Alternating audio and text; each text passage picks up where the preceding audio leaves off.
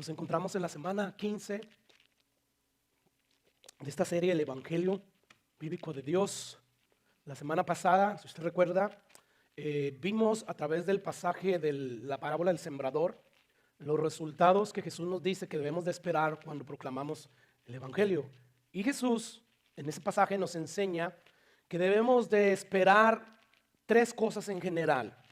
Número uno, debemos de esperar rechazo directo de parte de los hombres por predicar el Evangelio. Número dos, debemos de esperar falsas conversiones que durarán temporalmente. Y número tres, debemos de esperar también conversiones genuinas que van a durar para siempre.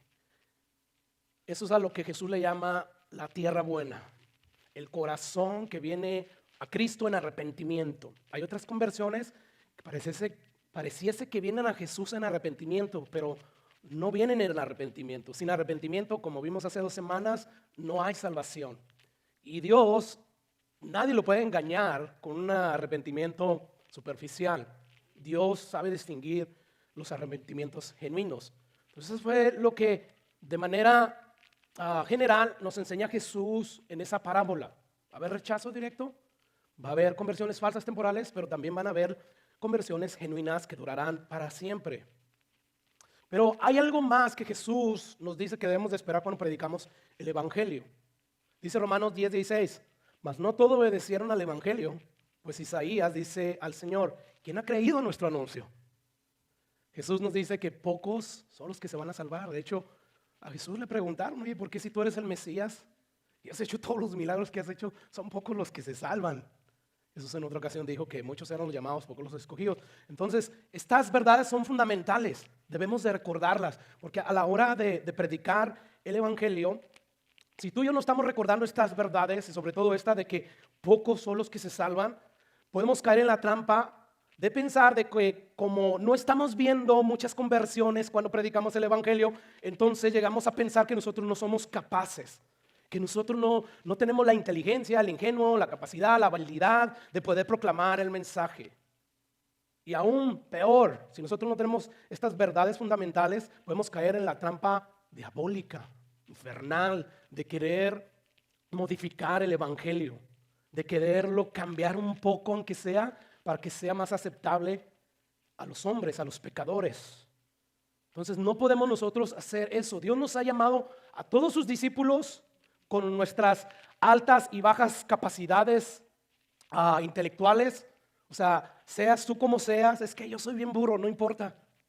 No necesita personas inteligentes el Señor para usarlos, para que al proclamar a esas personas el Evangelio, la gente se salve. No, Dios usó burros, de hecho, recuerde. Entonces, no tenemos que tener inteligencia, ser ingeniosos, ni hablar elocuentemente. No, lo que Dios solamente requiere es que seamos fieles al Evangelio que Él nos dejó revelado en las Escrituras, es todo. Entonces, estas verdades son fundamentales. Necesitamos nosotros tenerlas en nuestra mente y en nuestro corazón. Entonces, en resumidas cuentas, esto fue lo que vimos la semana pasada. El día de hoy, en las próximas quizás 2 semanas, vamos a ver algunas razones de por qué debemos de predicar el Evangelio cuando nos reunimos. ¿Por qué predicamos el Evangelio aquí en la iglesia? Que la iglesia somos nosotros, es el edificio. ¿Por qué? ¿Por qué, pastor? Si no hay gente nueva. ¿Por qué el pastor sigue con el Evangelio? Somos los mismos. Bueno, la Biblia nos da razones por qué debemos de predicar el Evangelio. Y una de las primeras razones es porque la iglesia, escucha lo siguiente, la iglesia, tú y yo, tenemos necesidad. ¿Sabes lo que es una necesidad? Es como el oxígeno. Para poder seguir existiendo, tú y yo necesitamos oxígeno, ¿verdad? Esa es una necesidad primaria, es esencial. Sin él no podemos vivir. Bueno, la iglesia necesita escuchar una y otra vez el Evangelio. ¿Por qué? ¿Cuál es la razón de por qué necesitamos como iglesia escuchar el Evangelio una y otra vez? No podemos nosotros darnos el lujo de olvidar el sacrificio que Jesús hizo por nosotros en la cruz del Calvario. ¿Por qué no podemos olvidar eso? Porque cuando tú estás escuchando el Evangelio que te habla de lo que Jesús hizo por ti en la cruz del Calvario, aunque se lo estés predicando a alguien más, eso genera agradecimiento en tu corazón. Eso genera amor en tu corazón por las almas y por Dios. Cuando tú estás oyendo constantemente lo que Jesús hizo por ti en la cruz del Calvario, wow, no se te olvida que debes de ser agradecido. No se te olvida que debes de servir a Dios por amor, por tanta misericordia, tanta gracia. Y además también no te deja olvidar la misión suprema que tú y yo tenemos aquí en la tierra. Si tú estás escuchando constantemente el Evangelio, no solamente nos paras de crecer en agradecimiento y en amor, sino que no se te va a olvidar la gran misión que tenemos. Si así, escuchando el Evangelio constantemente, eso no nos mueve a veces, no nos constriñe, como dice el apóstol Pablo, a predicar el Evangelio. Entonces esas serían unas razones primordiales que no vamos a profundizar en ellas. Yo te leía al inicio, 2 Corintios, capítulo 5, versículo 14, dice el apóstol Pablo, porque el amor de Cristo nos constriñe, nos lleva a que hacer lo que hacemos, a dar nuestras vidas. O sea, cuando yo pienso en lo que Cristo hizo por mí, que eso es su amor hacia mí, porque Dios muestra su amor para con nosotros, en que siendo aún pecadores, Cristo murió por nosotros, dice Pablo, cuando yo pienso en ese amor, en todo lo que Jesús hizo por mí, esto me lleva a servirle, pensando esto, que si uno murió por todos, luego todos murieron.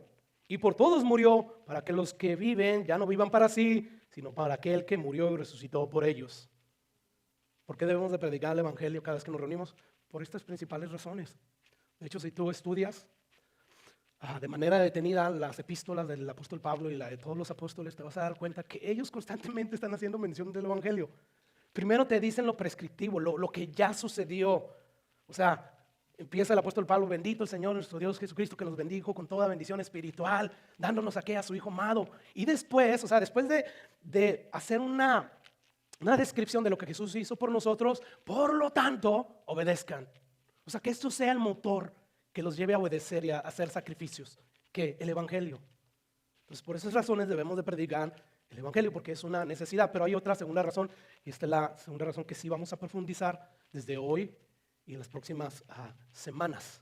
¿Cuál es esa próxima o cuál es esa otra reacción? Bueno, porque Jesús nos asegura que dentro de sus seguidores, dentro de sus discípulos, hay falsos convertidos.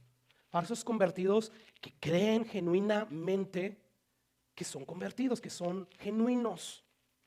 Sin embargo, dice Jesús que ellos están engañados y que debemos de predicar el Evangelio para ver si el Espíritu Santo los desengaña, que es lo que Él quiere hacer, pero la cuestión es a veces que los falsos convertidos son tan tercos que no se someten a la palabra de Dios. Así es que desde hoy, y las próximas semanas, como dije, vamos a estar viendo varios casos de conversiones falsas que nos revela aquí la Biblia, como la conversión falsa de los discípulos que encontramos en Juan 6, o como la conversión de Judas, de Demas, del mago Elimas. Y el día de hoy vamos a ver el caso de Nicodemo, que es un tipo de una falsa conversión legalista. Así es que, ¿por qué predicamos el Evangelio? ¿Por qué debemos de predicarlo aquí en la iglesia? Por estas razones. Porque puede haber entre nosotros, de hecho la Biblia nos llama a examinarnos, hermanos, para ver si estamos en la fe. Porque Jesús reiteradamente dijo, no todo el que me dice Señor, Señor, trae el reino de los cielos. Entonces tenemos que predicar el Evangelio donde quiera que andemos, aquí en la iglesia también. Así es que vamos a Juan 3. ¿Quiere acompañarme ahí? Juan 3, yo voy a estar proyectando algunos pasajes. Pero en Juan 3, Juan nos introduce a este personaje, Nicodemo, y ya hemos hablado acerca de él. Así es que yo no voy a profundizar mucho en esta conversión falsa, en este religioso. Yo quiero más bien concentrarme en definir qué es un legalista, para que entonces podamos nosotros entender qué es un legalista y a la luz de la verdad de Dios podamos nosotros compararnos y ver, asegurarnos de que nosotros no somos un legalista como lo fue Nicodemo.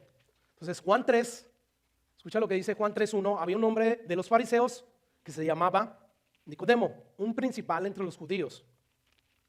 Esto ya de entrada Juan nos dice que Nicodemo era parte de los grupos religiosos judíos de la época de Jesús más estricto, bien conservadores. O sea, en cuanto a moralidad, Nicodemo decía presente. Y nos dice que no era cualquier miembro de ese grupo conservador. Nos dice que era un principal, era alguien reconocido, era alguien que instruía a la gente en las Sagradas Escrituras. Así es que como podemos ya ver, hermanos, ya el Espíritu Santo a través de Juan nos está diciendo que pueden haber personas que aunque sean muy conservadoras, aunque sean inclusive maestros principales de sus iglesias, pueden estar perdidos. ¿Por qué? Porque son legalistas, porque confían en sus propias obras, en su propia justicia y no la justicia de Dios que podemos obtener a través de nuestro Señor Jesucristo. Así es que este Nicodemo no era cualquier fariseo, él era un hombre prominente entre los judíos. Y ahora hay algo que también nos debe llamar la atención o que debemos de observar, y es que Nicodemo era un gran conocedor de las Escrituras. ¿Sabes por qué yo me he vuelto en un mejor conocedor de las Escrituras? No quiero poner un gran conocedor. ¿Por qué? Porque enseño las Escrituras. ¿Sí? Entonces, semana a semana, inclusive semanas como estas difíciles, tengo que esforzarme por estudiar la palabra de Dios, dejar que me ministre para después traerla a ustedes y enseñarla. Entonces, eso nos convierte en conocedores de la palabra de Dios. Esta historia nos dice que el hecho de que conozcamos Biblia, tengamos un gran conocimiento de la Biblia, no nos asegura que seamos o que hayamos ya nacido de nuevo, como en el caso de Nicodemo. Pudiéramos conocer la Biblia y estarnos a esforzarnos por cumplirla como lo hizo Nicodemo y no conocer al Salvador, no conocer al Mesías, el único que nos puede dar salvación, el único que puede hacer que Dios nos dé a su Espíritu Santo. Este era el caso de Nicodemo. Él tenía mucho conocimiento de Dios, sin embargo, no conocía al Mesías. A pesar de que el Mesías ya había manifestado señales, ya había dado pruebas de que él era el Mesías. De hecho, él lo sabe porque él tiene una buena opinión de Jesús. Sabemos que vienes de Dios porque nadie puede hacer las señales que tú haces a menos que Dios esté contigo. Mira lo que dice el versículo 2. Este vino a Jesús de noche y le dijo: Rabí, sabemos que has venido de Dios como maestro, porque nadie puede hacer estas señales que tú haces si no está Dios con él. Entonces cualquiera diría, ya con estas cosas que sabemos que tenía Nicodemo, cualquiera diría, él ya tiene el cielo ganado, ¿verdad? Como algunos pensarían de mí, el pastor ya tiene el cielo ganado. Bueno, si realmente yo no conozco al Jesús bíblico y yo no vine a él en arrepentimiento, yo pudiera estar perdido aún. Esto es importante, es por eso que debemos de predicar el evangelio. Imagínense que ese fuera mi caso, que yo sé totalmente que no es así, y yo estoy leyendo la Biblia, que al estar leyendo tanto y tanto acerca del evangelio, va a llegar un momento en que el evangelio va a traer convicción en mí, va a venir la fe. Pues verdaderamente yo no estoy ahí. De hecho, ha sido el caso de muchos pastores, de esposas de pastores. Entonces es importante predicar el evangelio. Entonces aquí tenemos a este Nicodemo y tiene todas estas cosas y pareciese como que él va ya directo al cielo. Por lo menos todos los judíos principales sacerdotes creían así de él, y toda la multitud, de hecho el pueblo judío. Sin embargo, el que conoce los corazones sabía y conocía quién creía verdaderamente en él, quién era salvo y quién no. Por lo tanto, qué bueno que Nicodemo no se quedó con esa duda y fue a buscar al que estaba seguro que venía de Dios como maestro, pero él nomás lo miraba como maestro. No sabía que él era el Mesías. Así es que Jesús le tiene que decir: Nicodemo, no es suficiente que tú seas descendiente de Abraham. De hecho, no es suficiente que tú te estés esforzando a cumplir la ley de Moisés. Qué bueno fuera que la pudieras cumplir perfectamente y ahí obtendrías vida eterna, pero nadie puede tener vida eterna por cumplir la ley. No porque la ley sea mala, sino porque no pueden. No pueden. Entonces, por eso que yo como Mesías tengo que ser levantado, así como Moisés alzó esa asta de bronce de la serpiente, así yo también tengo que ser levantado. Dice el versículo 3. Respondió Jesús y le dijo: de cierto te digo, el que no naciere de nuevo no puede ver el reino de Dios. Esto de la conversión no tiene que ver solamente con creer, y sobre todo cuando crees superficialmente, de labios afuera. O sea, no se trata de que ya confesó a Jesús, ya fue salvo. No, tiene que ver con una transformación, tiene que ver con un nuevo nacimiento, tiene que ver con Dios derramando su espíritu sobre esos corazones arrepentidos. Eso es una conversión genuina, eso es caer en tierra buena. Los demás suelos, hablando de ese suelo junto al camino que es árido, que está trillado, que es duro, hablando también del suelo donde estaba lleno de piedras y el suelo lleno de espinos, todos esos suelos no dan vida. Son conversiones simplemente superficiales. No hay arrepentimiento y sin arrepentimiento no hay salvación. Hay confesión, sí, de labios: Señor, Señor, yo te prometo esto y aquello, con tal de conseguir lo que quieren en ese momento de Dios, que no es la salvación de su alma. Ellos pueden decir lo que sea. Y Dios sabe reconocer el arrepentimiento. Si pudiéramos ver con estos lentes, con estas verdades, a través de las iglesias nos daríamos cuenta que hay mucho falso convertido. Por lo menos supondríamos. No estamos seguros porque nadie es Dios. Pero a veces el fruto de las personas nos dice muchas cosas. Y no se trata de querer ser perfecto para entrar, no. Jesús ya hizo lo que nosotros no podíamos hacer. Él ya murió en la cruz del Calvario. Es su justicia la que nos va a permitir entrar en el reino de Dios. Son sus ropas de justicia, de santidad, no la nuestra. Pero sí tiene que ver con la transformación, con la conversión, con esto que Jesús llama nacer de nuevo. Juan lo entendió, lo está escribiendo ahí en sus cartas, vuelve y enfatiza una vez más esta verdad. Todo lo que es nacido de Dios vence al mundo. Todo lo que es nacido de Dios vence al maligno. Todo lo que es nacido de Dios vence al pecado, porque no se queda practicando el pecado. Todo lo que nace de Dios no practica pecado, no se queda habituado. Dice el versículo 4, Nicodemo le dijo, ¿cómo puede un hombre nacer siendo viejo? ¿Puede acaso entender por segunda vez? ¿Puede entrar por segunda vez en el vientre de su madre y nacer? ¿Te das cuenta? Un maestro principal del pueblo de Israel en la época de Jesús no entiende ni papas. Leía el Antiguo Testamento como nos dice Pablo, que lo leían, o sea, su entendimiento se había embotado, no entendían nada. Y dice el versículo 5, respondió Jesús, de cierto te digo otra vez, que no naciere de agua y del Espíritu no puede entrar en el reino de Dios. O sea, en otras palabras, Nicodemo, a pesar de que tú eres judío, de que tú eres descendiente de Abraham, a pesar de que eres muy conservador, muy religioso, a pesar de que te sabes la Biblia, de que eres decente, de que tienes mucho conocimiento acerca de Dios, a pesar de todos estos, a menos de que tú nazcas de nuevo, no podrás ver con tus ojos el reino de Dios. Versículo 6. ¿Por qué? Porque lo que es nacido de carne, carne es, y lo que es nacido del Espíritu, Espíritu es. O sea, Nicodemo, hay solamente dos tipos de personas, dentro y fuera de la iglesia.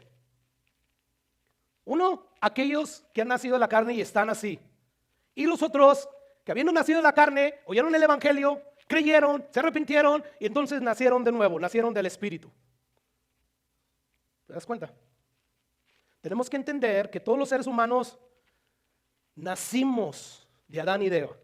Por lo tanto, tenemos esa inclinación hacia el mal, a hacer las cosas a nuestra manera, a no querer consultar con Dios, a querer gobernarnos por nuestra propia cuenta y no nos interesa lo que Dios piense. Hablamos de Dios y buscamos a un Dios producto de lo que queremos que sea nuestro Dios, pero no es este Dios. Entonces es como que Jesús le está diciendo, hay dos tipos de personas, aquellos que nacen de dos pecadores, que van a estar inclinados al mal, y luego está ese otro tipo de personas que ya tienen una naturaleza de parte de Dios. Esos van a entrar al reino de los cielos. Así es que Nicodemo, desengáñate. No es tu autojusticia la que te va a llevar al reino de Dios. No, es mi justicia. ¿Qué tuvo que hacer Jesús con este religioso? Porque este religioso tiene oídos, quiere oírte, Jesús. ¿Qué tienes que decir? Yo creo esto y aquello y lo otro, pero ¿qué tienes tú que decirme? Yo quiero oírte. ¿Recuerda el que tenga oídos para oír? Que oiga. Bueno, Jesús le empieza a predicar en otras palabras el evangelio. No vamos a llegar ahí, pero yo solamente con esto en mente, yo quiero que pasemos ahora a la segunda parte de este sermón que tiene que ver acerca del legalismo. ¿Qué es el legalismo? ¿Por qué tenemos que predicar el evangelio dentro de la iglesia? Bueno, porque hay legalistas, porque hay Nicodemos. No solamente hay los discípulos de Juan 6, que después de que Jesús los confronta y les dice, ustedes me siguen por lo que yo les doy, porque comieron, se saciaron, pero no me siguen porque eso les demostró que yo soy el Mesías, el Salvador del mundo, que les dice que se arrepientan. Cuando Jesús los empieza a confrontar, ellos deciden ya no seguir a Jesús. Y es así. Las iglesias se llenan de seguidores de Jesús que les dicen muchas cosas bonitas, Dios te va a dar esto, y siempre es todo terrenal.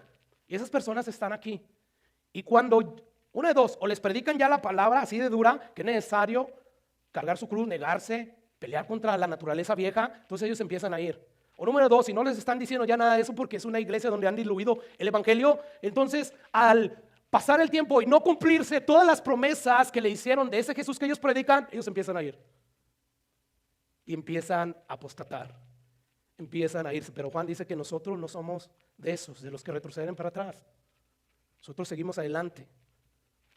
Entonces, vamos a ver qué es una persona legalista. Muchas personas tienen la idea de que el cristianismo promueve el moralismo, o sea, que seas persona más buena. O sea, ven a Jesús y esfuérzate por ser una persona más buena. ¿Creen que para eso existe Jesús? Es bueno ser moral. De hecho, si tú no estás creciendo en moralidad, algo está mal. Pero aquí el problema tiene que ver con querer alcanzar una moralidad para que Dios entonces me acepte. Eso no es el cristianismo. Y lamentablemente muchas iglesias dan la impresión de que es así. No es así. El cristianismo ciertamente promueve un estándar elevado moral. Sí lo promueve. Sin embargo, no te dice, sé moral para que entonces pueda ser aceptado por Dios. No debemos de ver a la iglesia como un lugar donde buenas personas le dicen a otras buenas personas que hay que esforzarnos para ser buenas personas y Dios nos acepte.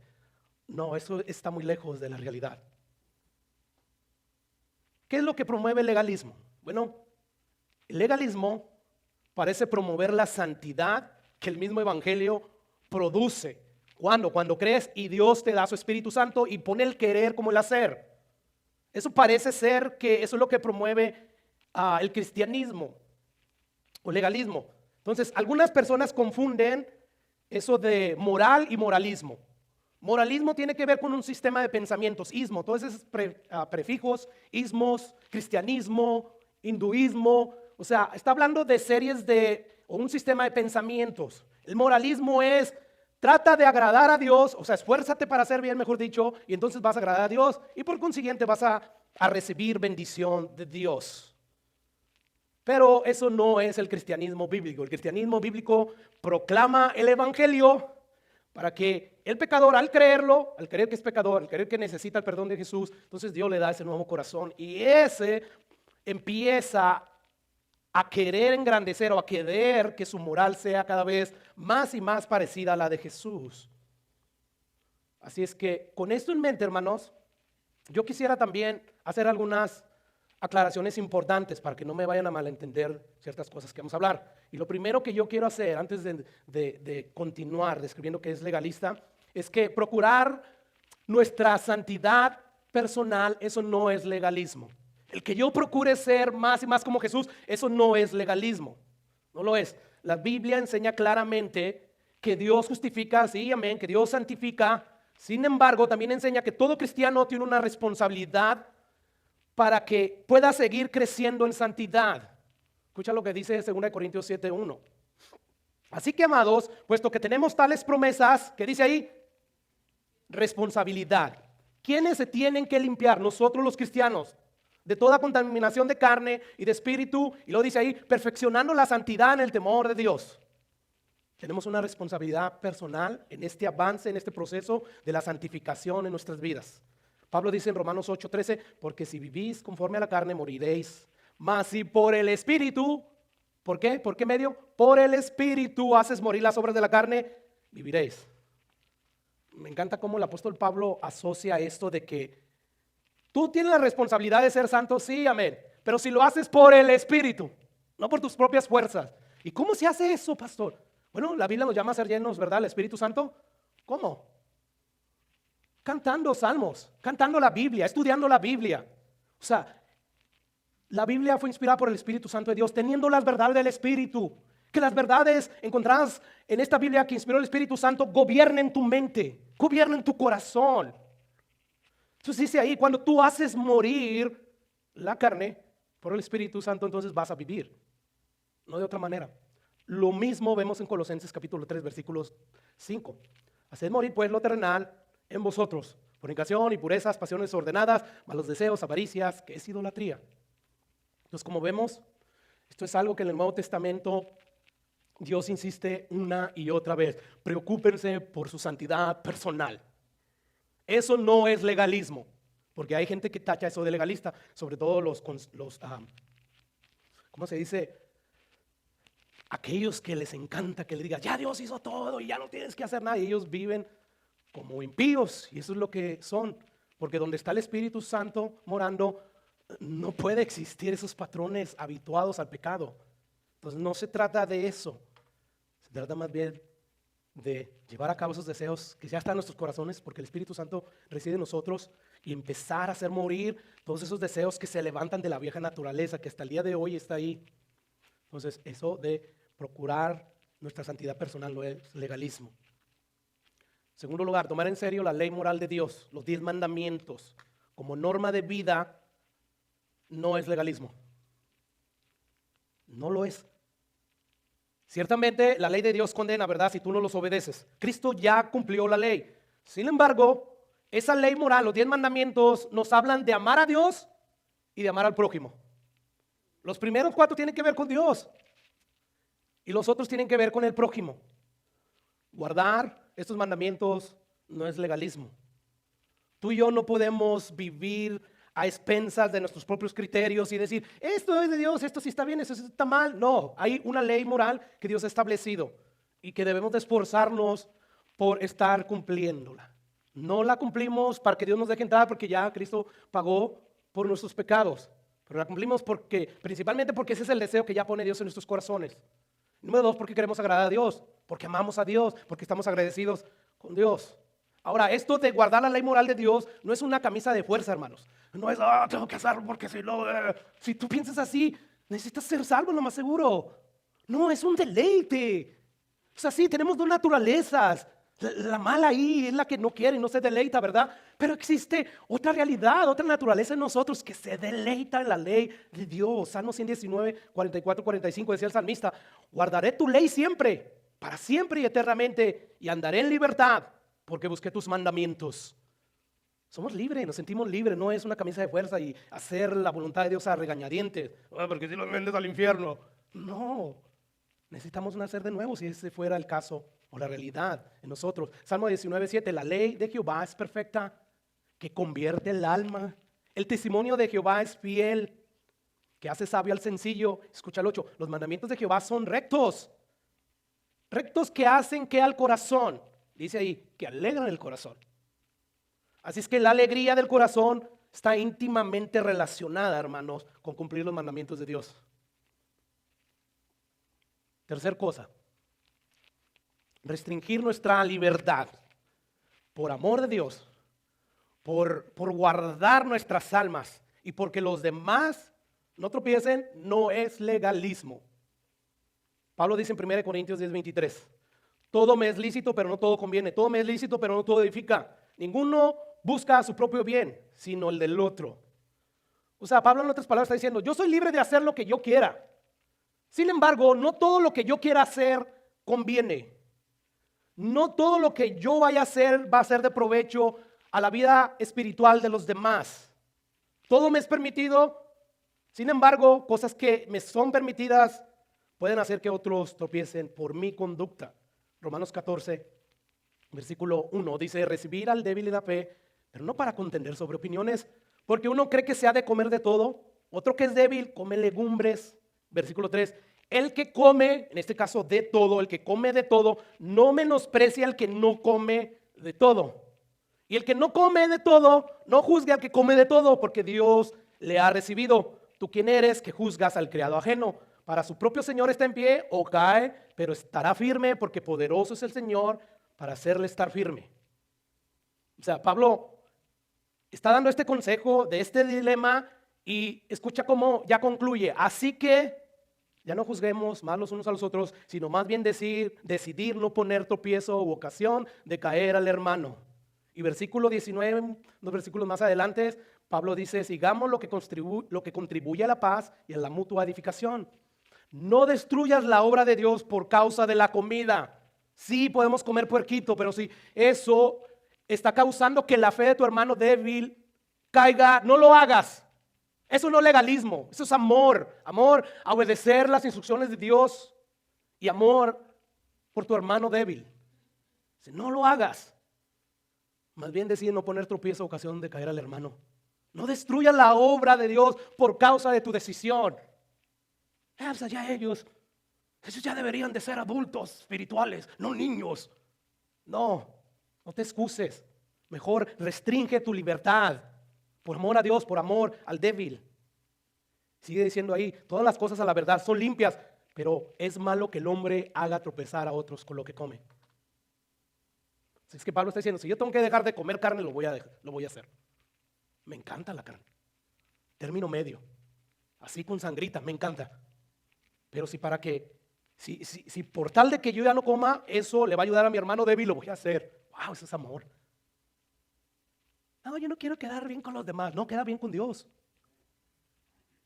¿Te das cuenta? Entonces, estas cosas no son legalismo, ¿ok? No estoy diciendo, ya, no seas legalista, ya es lo que bien te parece, no. Entonces, ¿qué es legalismo? Una forma sencilla de definir qué es legalismo es un intento de ganar el favor de Dios a través de nuestra obediencia. Porque es un intento, o sea, ni siquiera se logra. Voy a obedecer a Dios para obtener algo de Dios. Puede ser un milagro, puede ser que Dios te dé una sanidad, que Dios, qué sé yo, tienes escasez económica, que Dios haga un milagro y provea la economía que tú necesitas. Entonces por eso le obedezco, ¿no? Yo creo que el punto clave del legalismo está en que su confianza descansa de estas personas legalistas en obedecer a Dios y no lo que Jesús hizo en la cruz del Calvario. O sea, quiero ganarme el favor de Dios, por eso voy a ayunar 2 veces a la semana y ya voy a estar orando y voy a leer la Biblia y ahora sí estoy seguro que Dios me va a bendecir. Como que quieren torcerle el brazo a Dios, ¿verdad? No es así. Yo no sé si usted alguna vez ha pensado en todos sus días de cristianismo, hoy me levanté y me levanté con el pie derecho. Lo primero que hice fue caer de rodillas, casi 1 hora estuve orando. Después me puse a leer la Biblia y bien rico, y hasta le hablé de Cristo a mi compañero. No, de seguro ahora sí Dios me tiene que bendecir. Ahora sí me va a ir bien. No. O por el contrario, a veces uno puede decir, oh, ya llevo varios días que ni he orado, ni he leído la Biblia, ni le hablo a nadie del Evangelio. Ahora sí Dios, por eso me pasa lo que me pasó. Sí, por eso están pasando las tragedias que les pasó. No. Tú pudieras, si pudieras, porque no puedes, estar 24 horas de rodilla orando. Y al siguiente día otros 24 horas leyendo la Biblia. Y al otro día 24 horas predicando el Evangelio. Y aún así, por haber hecho todo eso, tú no has ganado ni 1 onza del favor de Dios. No. Todo es por gracia, por Cristo. Por tus misericordias no hemos sido consumidos, Jehová. O sea, misericordia es que Dios no te dé lo que tú mereces. La paga del pecado es muerte. Ya pecamos, hermanos, ya. Y tenemos muchas deudas, muchos pecados. Eso es misericordia. Gracia es que Dios nos dé lo que no merecemos. Entonces no es por obras para que nadie se gloríe. En el Evangelio la aceptación viene primero y después la obediencia. En el legalismo es la obediencia y luego el Evangelio, o sea, el beneficio de Dios. Es primero la aceptación de Dios a través del Evangelio por lo que Jesús hizo en la cruz del Calvario, así como estás, y entonces Él te da tu espíritu y entonces hay obediencia. No es al revés. El legalista es, yo he hecho todo esto y no soy como tú, por lo tanto Dios sí me tiene bien bendecido, mira todo lo que he logrado aquí en la tierra. La Biblia no nos dice que esto es el verdadero evangelio. Así es que es por eso que el legalismo es atractivo. ¿Sabes por qué el legalismo es atractivo? Porque apela al orgullo, apela a mis logros personales con mi propio esfuerzo y no a la gracia de Dios. La gracia de Dios dice, tú no puedes, eres un pecador. ¿Quién quiere oír eso? O sea, Dios, cuando tú te comparas con la ley perfecta de Dios, aunque seas un Nicodemo, te das cuenta que quedas bien corto. Y entonces ya no tienes problema con aceptar que eres un gusano, nada. Aceptar lo que hizo el rey Nabucodonosor, que él sí era un Don Juan, alguien bien importante. Un imperio como ningún otro imperio, grande. El rey Nabucodonosor. Y él terminó diciendo, porque Dios se revela a él, y dice, los habitantes de la tierra son como nada. Cuando tú miras así a Dios revelado a través de las escrituras, te das cuenta que no es nada. Y cuando Dios te dice lo que te dice, eres un inútil. Fíjate que soy menos que inútil. Aceptas. Entonces te das cuenta, primero viene la aceptación de Dios por lo que eres, un pecador. Y después viene la obediencia porque Él pone su espíritu. No es al revés. No es voy a obedecer para que entonces Dios me dé. Si tú estás haciendo eso, necesitas nacer de nuevo. Necesita haber obediencia porque nace precisamente del nuevo nacimiento. Yo creo que por intuición humana, todos decimos, si me porto bien, Dios me va a bendecir. Y eso es lo que enseñan todas las religiones del mundo. Pero el Evangelio no enseña eso. El Evangelio te dice, ya te portaste mal, ya no hay nada que puedas hacer. Lo único que puedes hacer es correr de rodillas y en arrepentimiento a los pies de Cristo y decirle que te dé un nuevo corazón. Dice Efesios 1:3, bendito sea el Dios y Padre de nuestro Señor Jesucristo, que nos bendijo con toda bendición espiritual en los lugares celestiales en Cristo. O sea, ya Cristo nos bendijo, ya Dios nos dio todo con Jesús, ya Él lo ganó, todo. Ahora, si tú desobedeces, lógico es que van a haber consecuencias malas. Pero lo que estamos hablando aquí es de que tu obediencia no es lo que gana el reino de Dios. La obediencia de Jesús es lo que te lleva a entrar al reino de Dios. ¿Recuerdan a los discípulos? Si tú lees los últimos capítulos de los evangelios, te vas a dar cuenta que los discípulos metieron la pata una y otra vez. Todos huyeron, todos abandonaron a Jesús. Pedro lo negó 3 veces. Y aún así Cristo les dice, voy a regresar por ustedes y los voy a restaurar. ¿Dependía de cómo ellos obedecían a Jesús eso? No. Jesús regresó por ellos y les da su espíritu, reciben la promesa y entonces ellos siguieron adelante. Mira lo que dice Gálatas. Va a ser, esto que vamos a ver es chocante, yo creo, para todo el mundo. Porque como decía, la intuición humana es, yo voy a hacer para que Dios me dé, porque esto es así. Para trabajar y recibir algo tenemos que echarle ganas, ¿verdad? Sudar la gota fría. Tenemos que esforzarnos para que después nos paguen. Bueno, pero mira lo que dice Gálatas 3, capítulo 1. Oh Gálatas, insensatos, ¿quién os fascinó para no obedecer a la verdad? A vosotros ante cuyos ojos Jesucristo fue ya presentado claramente entre vosotros como crucificado. Esto solo quiero saber de vosotros. ¿Recibieron el Espíritu Santo por las obras de la ley o por el oír con fe?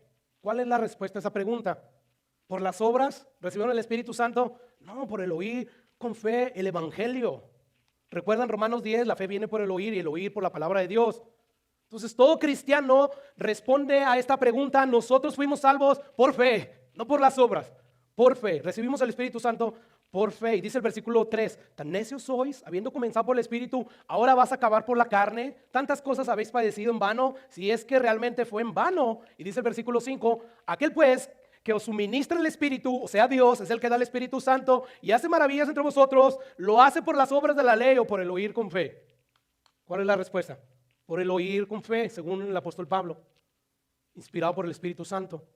Y ahora note que aquí Pablo le llama carnalidad a qué, hermanos?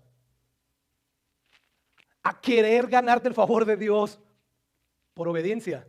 Eso es carnalidad, eso es legalismo. Si estás en Cristo, Cristo ya ganó por nosotros la entrada al cielo. Así es que, según los méritos de Cristo, nosotros ya tenemos todo el favor de Dios. Ya hemos sido, por eso dice Efesios 1, hemos sido ya bendecidos con toda bendición espiritual. Ya nos dieron hasta el Espíritu Santo. No por los méritos de haber guardado la ley de Dios, no, sino por haber oído con fe, por haber dicho sí creo en el Evangelio. Fue todo lo que Dios requirió de parte de nosotros. Así es que ya nosotros hemos sido salvos. Y eso lo entendemos, ¿verdad? Pero la parte que no entendemos es que de aquí en adelante, entonces si me porto mal, ay, se me hace que ya ahora sí Dios me va a condenar. No, ya Cristo pagó por nuestros pecados. Así es que somos salvos por gracia y no por obras. Mira lo que dice Romanos 3:7. ¿Dónde pues está la jactancia?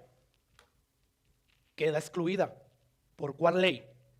¿Por las de las obras? No, sino por la ley de la fe. Concluimos pues que el hombre es justificado por fe. ¿Sin qué? Sin las obras de la ley. Entonces yo no sé si tú puedes ver cómo Pablo está contraponiendo aquí el Evangelio con la jactancia. No, es por fe. Es por fe. Así es que obedecemos a Dios no para ganarnos al cielo. Obedecemos a Dios por amor, por agradecimiento, porque ya nace de aquí. Ya no es una camisa de fuerzas. No disfrutamos obedecer a Dios. Aunque vuelvo y repito, ahí está la otra naturaleza que cuando debilitamos la naturaleza que Dios nos ha dado, empieza a cobrar fuerzas y se apodera de nosotros y empezamos a obrar en la carne. Pero la realidad esa del nuevo nacimiento, de la nueva vida en Cristo Jesús, no desaparece, ahí está. Y así es que obedecemos por amor, por agradecimiento, porque está ahí el deseo. Efesios 2:8, porque por gracia sois salvos por medio de la fe, y esto no de vosotros, pues es don de Dios, no por obras, para que nadie se gloríe, para que nadie se jacte. Una y otra vez el apóstol Pablo está diciendo estas verdades, porque en aquel entonces, como hoy en día, existe esa tendencia a querer ganarnos el favor de Dios por nuestra obediencia. Así es que, ¿qué tengo que hacer para ser salvo? Únicamente confiar en los méritos de Jesús y nada más. Es todo. Y cuando tú haces eso, si verdaderamente lo hiciste genuinamente y Dios lo aceptó, es porque lo hiciste con arrepentimiento genuino. Y cuando eso sucede, ¡oh!, Dios envía su Espíritu Santo. Y de repente quieres obedecer la ley de Dios. A mí me pasó. Antes era, vamos a la iglesia, hijo, y vamos. Y venía la gente a invitarnos y todo, y le sacamos siempre la vuelta. Pero llega un día en que, ¿y cuándo se reúnen? Los domingos. Oh, sí, y hoy hay otro día. Sí, ¿dónde puedo comprar una Biblia? Es muy diferente, ¿verdad? Voy a ir a la iglesia porque tengo un problema. Voy a ir a la iglesia porque mi matrimonio está a punto de disolverse o qué sé yo. ¿A qué? Tú vas, escuchas el evangelio, lo crees, te da un nuevo nacimiento Dios, y entonces tú voluntariamente estás buscando seguir todas las cosas de Dios. A Dios Luis Miguel, a Dios toda esa música que no me edifica. ¿Dónde venden música cristiana? Tengo que comprar música cristiana, tengo que comprar una Biblia de estudio, un comentario, tengo que invertir en eso. No, ni tengo dinero. Pero sí tenemos dinero para otras cosas, ¿verdad? Pues hay que preguntarnos, a lo mejor ese deseo que Dios promete que va a poner en los corazones que creen en el evangelio no está ahí. Y puedes pedírselo a Dios. Así es que, ¿qué debemos de hacer para ser salvos? Únicamente confiar en los méritos de Cristo. Y hasta ahí todos dicen amén. Pero sin embargo, cuando ya aceptas eso y entonces tú quieres leer la Biblia para que Dios te bendiga y no te mande al infierno, eso está mal. 2 Corintios 5:14, vuelvo a leer. Porque el amor de Cristo nos constriñe, nos presiona, nos lleva a obedecerle, pensando que si uno murió por todos, luego todos son muertos, y por todos murió para que los que viven ya no viven para sí, mas para aquel que murió y resucitó. ¿Qué es lo que nos lleva a buscar santidad? El amor de Cristo, que lo vemos a través de la exposición del evangelio de una y de otra forma, pero a la vez es el mismo mensaje explicado de tal manera, de tal forma. Eso es lo que nos lleva a nosotros a obedecer a Jesús, el amor, lo que Él hizo por nosotros en la cruz del Calvario. Yo no sé si a usted le ha pasado, pero muchas veces uno puede estar orando y su mente está divagando, ¿verdad? Ay, los frijoles, ay, el problema con mi esposo, qué sé yo. O puedes estar leyendo la Biblia y lo mismo, tu mente ya está divagando por todas partes. Eso nos habla, hermanos, de que si dependiera de nuestro esfuerzo para ganarnos el reino de los cielos, o sea, nunca podríamos. Y Dios sabe que no se puede, pero sabe Dios que Cristo ya hizo posible asegurar nuestra vida eterna. ¿Cómo? Creyendo en el evangelio. Y Dios te da ese corazón que te ayuda a perseverar. Los que no perseveran es porque no recibieron ese evangelio, porque no cayeron en la buena tierra. ¿Sabes que la única forma que yo encontré de armonizar, de reconciliar todos esos versículos que parecen oponerse, que dicen no es posible que un creyente no llegue allá porque no persevere? O sea, hay pasajes de la Biblia que nos dicen la seguridad de salvación, y hay otros como que dan a insinuar que sí se pierde la salvación. Pero la única manera en que yo encuentro cómo reconciliar todos esos versículos, que existen muchos, es creyendo lo que Jesús dijo. Oh, hay falsas conversiones, y esos seguidores van a estar entre los seguidores genuinos y verdaderos, y van a estar ahí esforzándose. Por lo tanto, hay que predicar toda la palabra de Dios, todas esas advertencias. Si te das cuenta, el mismo Hebreos que empieza a hablar de que se puede perder la salvación, o que más bien van a haber algunos que profesan a Jesús como Señor y Salvador, pero que verdaderamente están perdidos, van a disertar. Él mismo dice, y nosotros no somos como los que retrocedemos. O Juan cuando habla, salieron de nosotros, pero no eran de nosotros, porque si hubieran sido nosotros, habrían permanecido con nosotros. Entonces, ¿quiénes son esos que supuestamente pierden la salvación? Esos que dice Jesús, que cayeron junto a los pedregales, junto a los espinos. Esos como Judas, que estuvieron ahí, estuvieron tan cerca de Jesús, recibieron sus enseñanzas, siendo inclusive él el tesorero. Están ahí. Tú vas a Juan 6 y empieza ahí a leer todo y empieza a ver que muchos de sus discípulos dejaron de seguir a Jesús. Nicodemo, está Demas, está el mago, todos ellos. Dios te asegura vida eterna si tú crees en los méritos de Jesús y lo haces en arrepentimiento. lo haces dispuesto a divorciarte de toda la vida de pecado que has llevado. Cuando tú haces eso, yo soy un testimonio vivo. No soy perfecto, pero sí conozco el antes y después. Oh yeah, sí.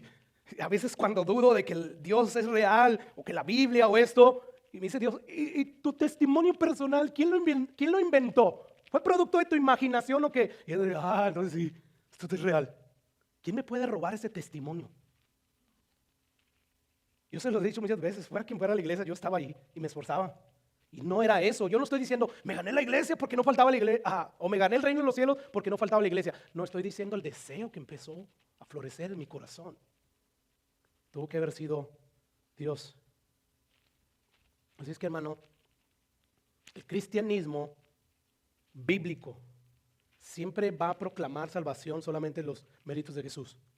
Todo aquello que empieza a añadirle a los méritos de Jesús es legalismo. Y no me vayan a malentender, yo ya les he dicho. Tenemos que tener una vida moral. Pero esta vida moral nosotros no la buscamos tener para ganarnos el reino de los cielos. No, ya Jesús lo hizo. Pero nosotros nos esforzamos a ser morales. ¿Por qué? Porque el amor de Cristo nos constriñe. Porque sabemos que esto agrada a Dios. Porque sabemos que no cumplir con la ley moral de Dios es pecado y no queremos ya ofender a Dios.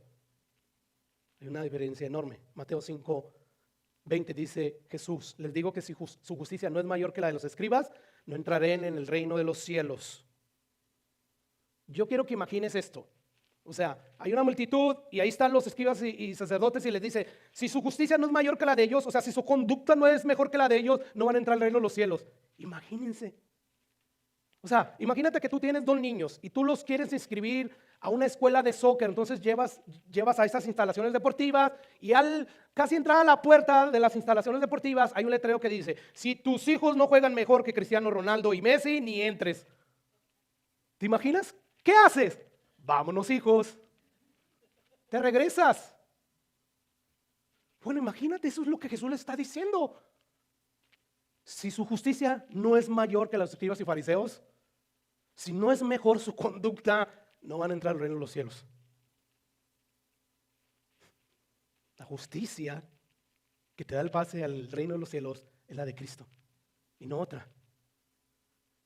Resumiendo ya este punto, ningún comportamiento bueno va a lograr que tú merezcas el favor de Dios.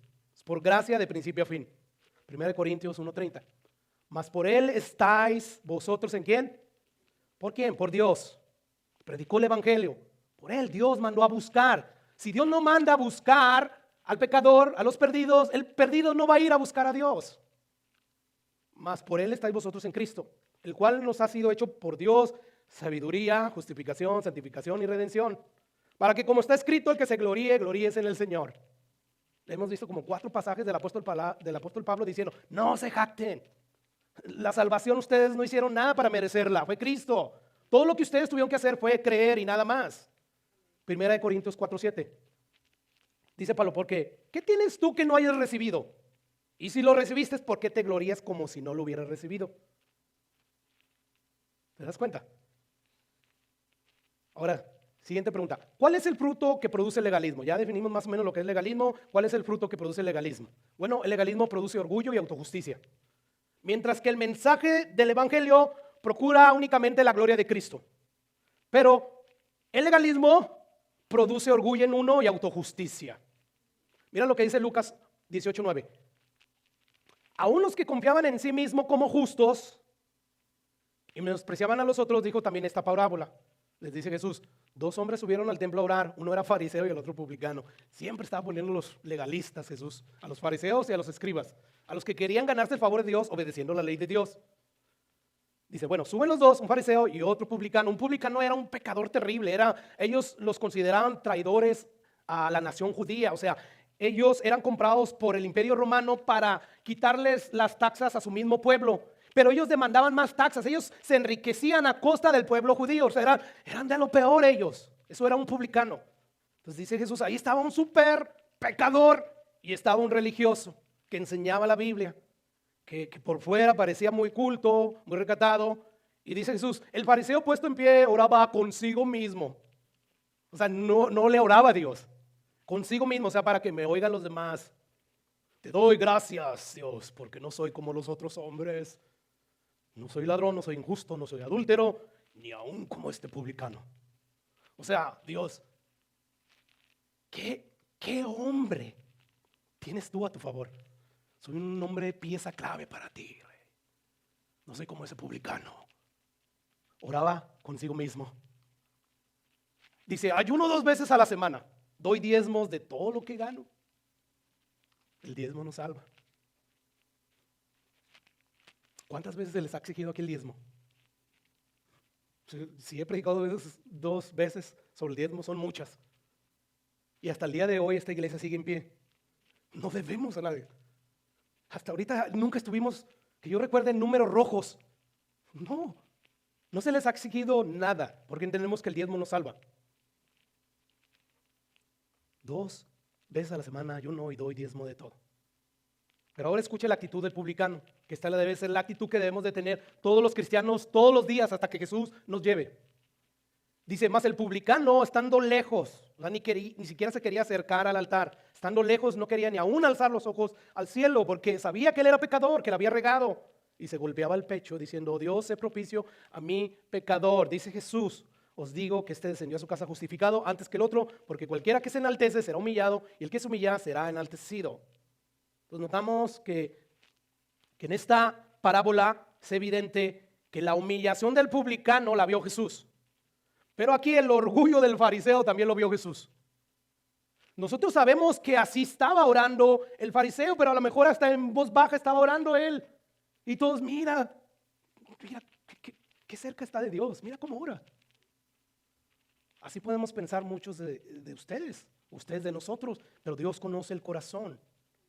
Él vio tanto la humillación del publicano como el orgullo del fariseo.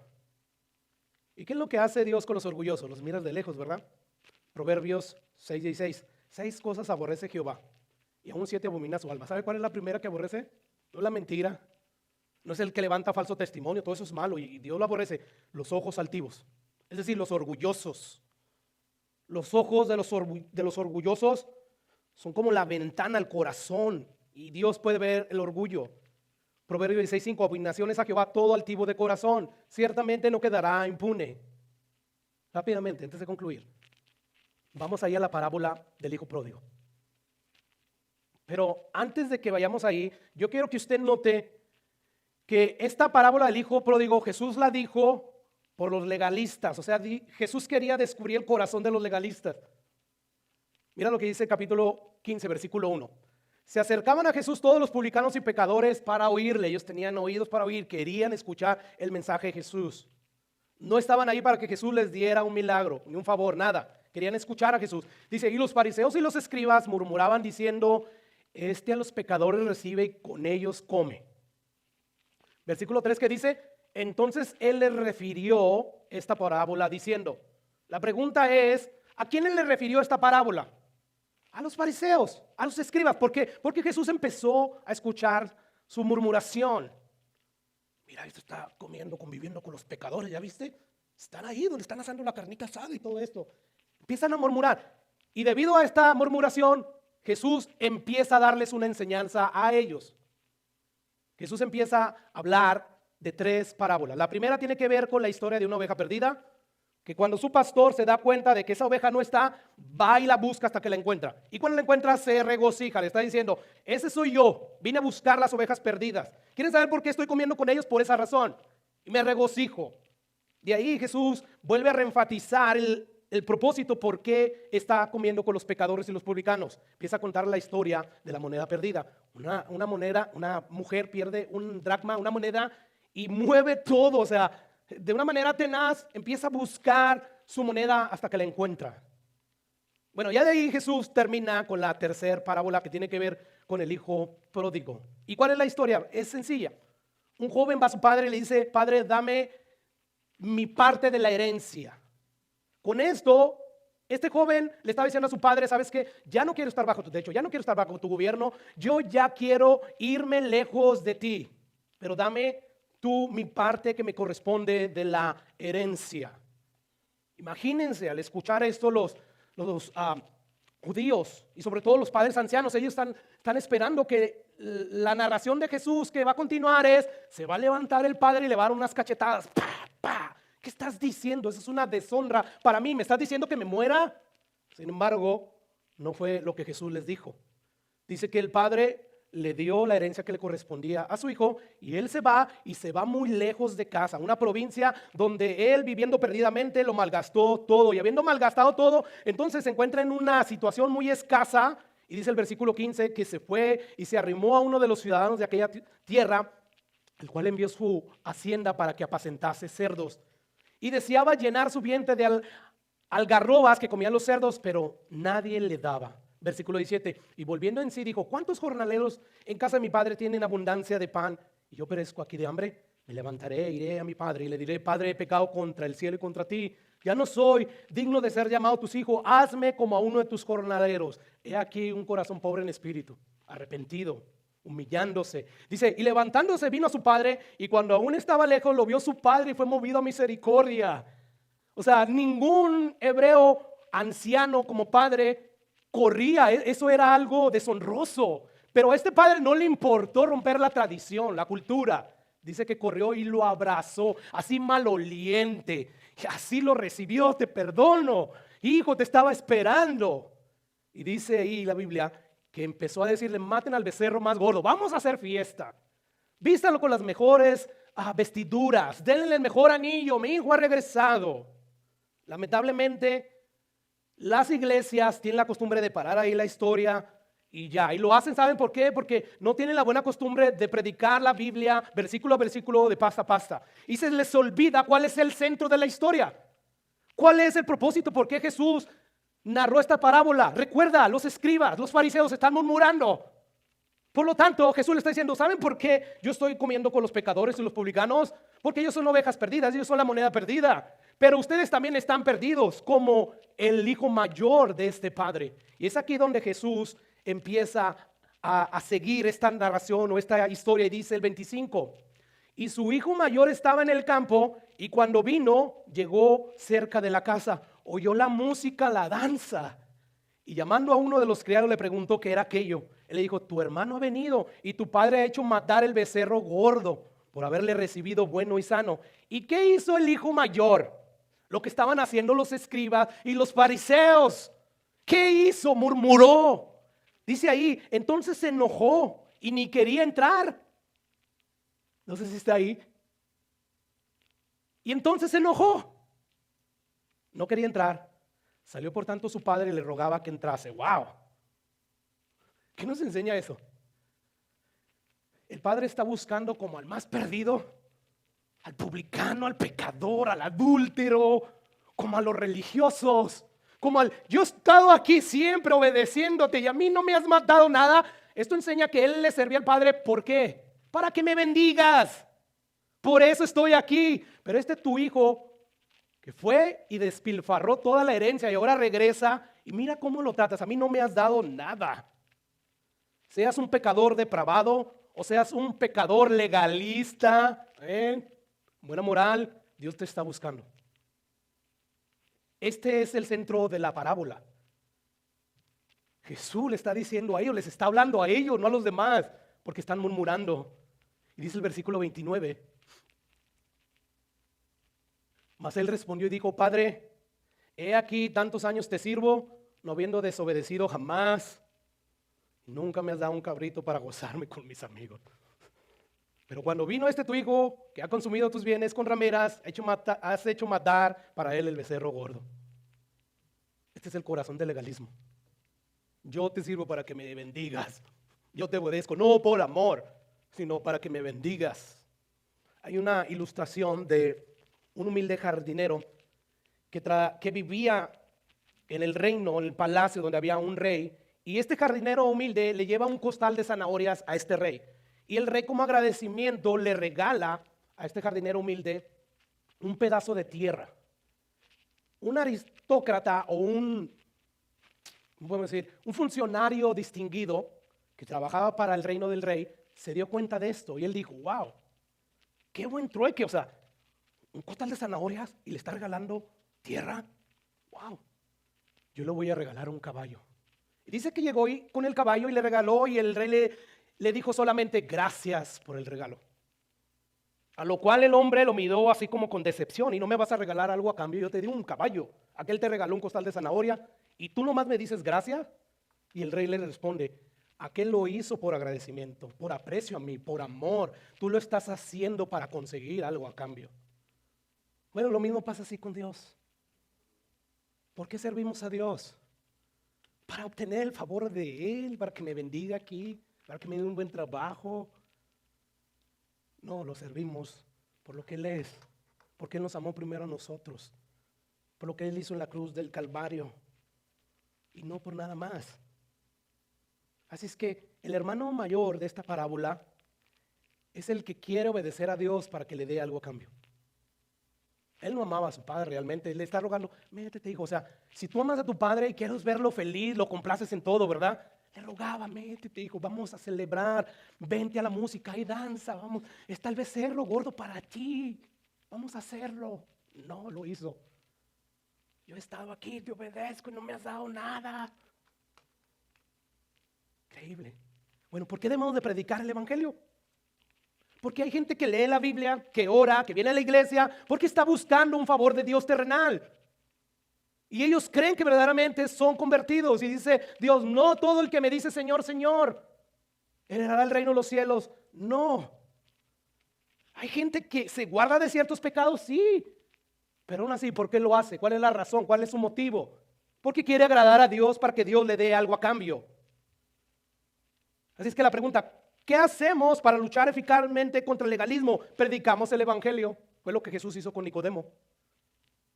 Te es necesario nacer de nuevo. Todo lo que has hecho no ha servido para nada, Nicodemo. Es inservible, es basura. Imagínense, Nicodemo. Se esforzaba el cuate por servir al Señor. Tienes que creer en mí. Juan 3:14.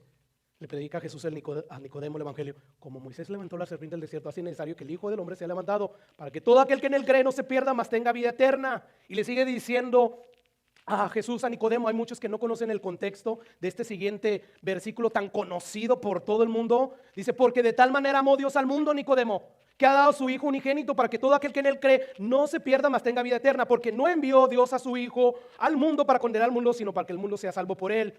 El que cree en él, Nicodemo, no es condenado, pero el que no cree ya ha sido condenado, porque no ha creído en el nombre del unigénito Hijo de Dios.